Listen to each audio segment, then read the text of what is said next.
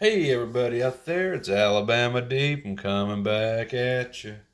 Okay, so we're doing a little bit of a different video in a different area today, and we're going to be talking about one thing, and that is I wanted to bring up as well. Please vote on the video prior to this. Let me know if we're going with a blue or gold dial for that 36 millimeter build. I'm building it tonight, so I need some input.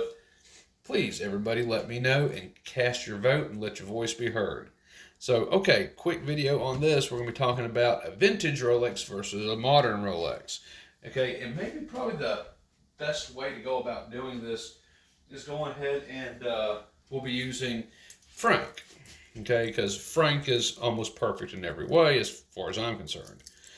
You can't get any better than Frank. So we have Frank, and Frank is a more modern Rolex case. Now, we've already talked about Frank. This isn't a real Rolex case, but it's so darn close, why not? So I can use it because breaking this case down, it has all the pieces of a Rolex case, including the screw down crown and screw down back. So it's really close. So we can use that for reference. So on a modern Rolex, you're going to have 20 millimeters, and that's the space between the bracelet from lug to lug. Top or bottom, it's going to be 20 millimeters. So when you're looking at a bracelet that you need for your watch and you don't know already that most watches today are going to be a 20 millimeter if they're like a business style dress watch like this. Now, of course, if you talk getting into Invicta, holy moly, you can just, let's go ahead and just say that lug to lug measurements are going to be out of this world. Victa has some very large bracelets. But for Rolex, anyway, in the modern day watch wear, it's 20 millimeters lug to lug. Now, I had the opportunity on my Rolex Precision, my 1954 Rolex Precision. Actually, it might be a 1953 Rolex Precision, reference number 62222. We can go ahead and open the box on this, and this is a new box that I have gotten. I ordered about 5 of them. They came in, so I'm using them. And this is the style box that you will get. It'll have an exterior box that looks like this with a Rolex on it, and marble finish, if you will. But inside that marble finish box, you have this green box. And within that green box, you're going to have your paperwork, tag, things like that. And this is more of a vintage style box. Now, being a vintage style box, just now ordering it, of course, you know that this is going to be a replica too. This is not an original box by any stretch of the imagination, although it does represent one fairly well. Of course, with material, it's going to have the crown here, it's going to have the Rolex emblem there, and the crown on the bottom right side. But when you're getting into a modern Rolex versus a vintage, I was able to correct something that I've been wanting to do on my Rolex Precision. Now, this is a real Rolex case. This is a real Rolex dial, like Frank says as well. Crystal, crown, it is all 100% Rolex. It was an eBay build that I had done, and I had put together for myself, and I'm going to go ahead and adjust the camera, and we're going to come in and we're going to take a closer look at this. Let's start with the Rolex Precision that I have. Everything on it is original. Everything is real. This bracelet here that you see, and it looks awful shiny, doesn't it? This bracelet itself is an aftermarket, believe it or not. I know it's so incredibly hard to believe on this, but they really have done a good job replicating these vintage bracelets. So let's say you're on eBay and you find yourself a Rolex Precision case like I did from the 1950s. And it is, it's like reference number 62224, 6222, or 6223.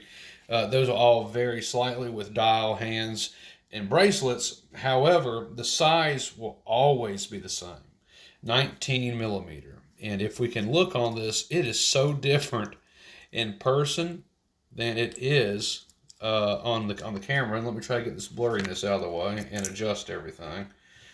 I really hate blurry stuff. So let's try to get this back into, tap it right there. There we go, we got it back. So we can look at this, and You can look at the case back on a vintage. It is smooth and shiny. There's no writing on it whatsoever. Now, on these vintage bracelets, they are 19 millimeter. And being a 19 millimeter means this, that when you have that and you compare it to a modern day, which we'll go ahead and bring this into comparison, you will see that, and let's zoom it out just a little bit to help with everybody. You're going to be able to see that the bracelets vary in width. So this bracelet clasp is a little bit narrower than it would be on a more modern. Now, looking at that, it looks an awful like a woman's watch, but it's not. This was a men's watch and bracelet from the 1950s. And we can keep coming around and you can keep seeing the differences as they come.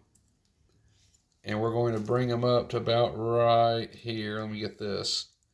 There we go. Now, I know it seems a little bit off per se, and let me turn around so they're more in the camera. I know it looks like they're about the same, but there is a difference of a millimeter. And with that, vintage versus modern, 34 millimeter versus 36 millimeter. The cases are also different in millimeters. You can tell by looking at this that my Rolex Precision is just a little bit smaller than this 36 millimeter Rolex Datejust modern case, as you will. You're also going to be seeing a difference in the tick. Look at the hand on mine, how it's kind of grainy and comes down. Now look over at my 36 millimeter Datejust. Of course, the movement is going to be totally different. The one in this precision is nowhere near the 3135 in Frank over here.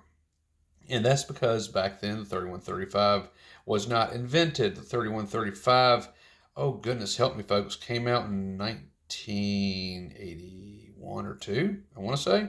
Right? Am I right? Dang, I should really look up those years. I know it was right around the very early 80s when the 3135 came out. And before the 3135, they had the 1575, the 1570, and going on all the way down the list there. Each one an upgrade from the next. But yeah, I was able to get this replica bracelet for my Precision from, that was Raffles Dials. They had a bracelet for sale on there in a 19 millimeter going back several years. And that's the one good thing I can say about Raffle Dials, is that they definitely have the vintage parts you need for any eBay build that you want to do, where you cannot find the original Rolex pieces anymore. Because let's face it, guys and gals, these Rolexes are old. They don't make the parts anymore. Rolex does not service them, nor will they touch them. You have to find a watchmaker yourself to do it, or learn to do it yourself and do it, which is ultimately what I decided to do. But these things are things that you do learn when you're working on this particular name brand. You learn its history, when things came out, things of that nature. And the 3135 in here is nowhere close to what is in this case over here, which I'm trying to remember exactly. Was it a 1210? Something like that? 1953. Goodness, I have not opened the back of this watch in so long, I forgot what I put in there. Was it a 1210? I don't know. But it's an automatic movement, but it's nowhere near the jewels or status as a 3135 is. The 3135 is just much more new compared to this 1953 Rolex Precision, which I've always called this a 1954. But I remembered apparently very wrong when I looked at the Google screenshot that I saved. It was 1953, reference number 6222. So, this Rolex Precision that I have here is just 1 year older than what I had originally thought. But nonetheless, it was a blessing and it was a joy to restore. And now it is fully complete. And I think it's really awesome. I want to come out a little bit and I want to show everybody what I have done with this Rolex Precision. I have put it onto the Raffles Dials bracelet. This bracelet is very correct.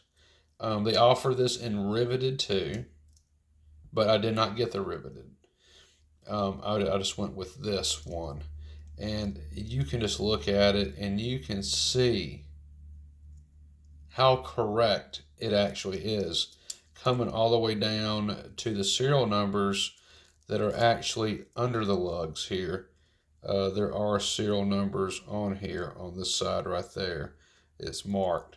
So the serial numbers are there, and the serial numbers are right for this bracelet, by the way, which I think is absolutely just incredible. And I wonder, it should be on, let me see if it's on the rest of this bracelet. I know it normally is, but in this case, I don't see it on the top bracelet here. I don't see that. Maybe it's on there somewhere else. I'll have to look closer at it, but just from quick visual inspection, this does seem to be correct. And the bracelet does look kind of different, doesn't it? See, it's being a 1953 model. It slims all the way down to look almost like a woman's watch in a lot of ways, but it's not. It's technically a man's. And I've got a small wrist anyway, so that's perfectly fine for me.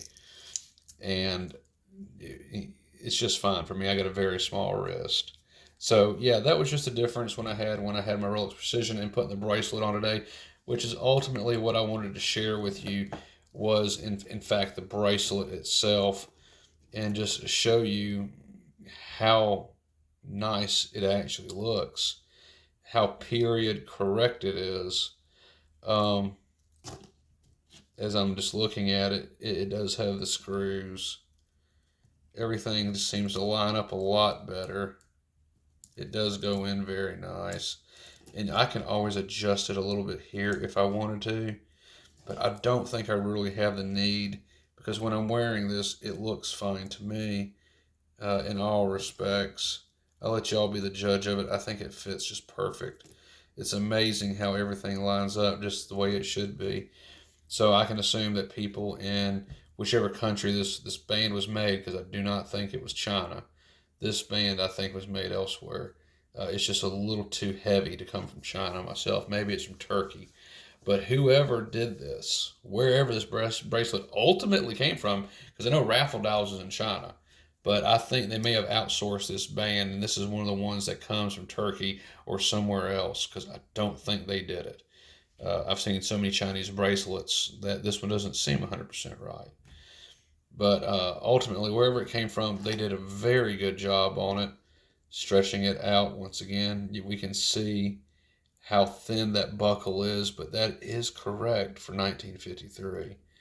It's just absolutely wonderful, wonderful, wonderful that I was able to get this bracelet on here, and now it is period correct, and I won't have to worry about anything. So now ultimately there is one last thing that I do want to do, and let's come on over here and zoom out a little bit. Let's see if I can get this in here. There we go.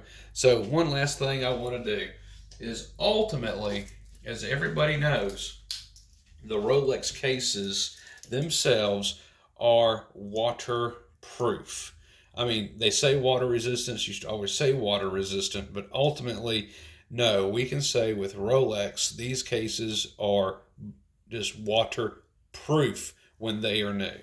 And ultimately, we have here the water pressure machine, and we have that display sub sitting in there.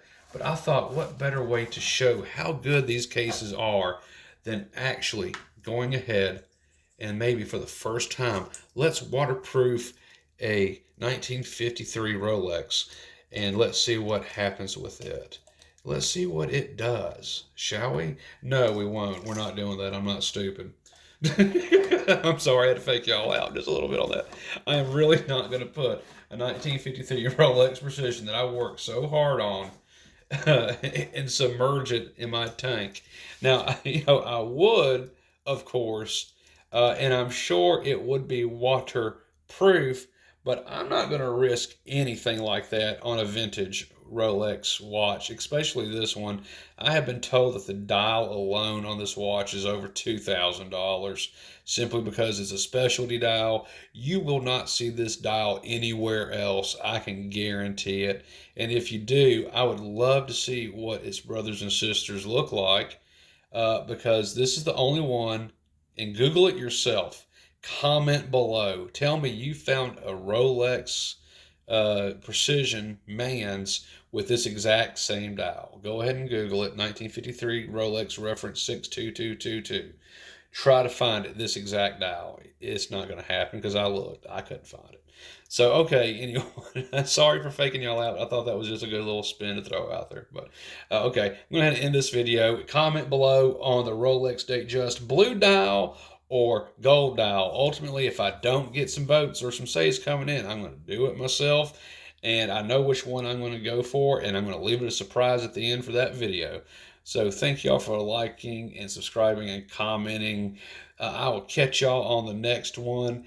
And I wish you all well in your journey of watchmaking and watch collecting.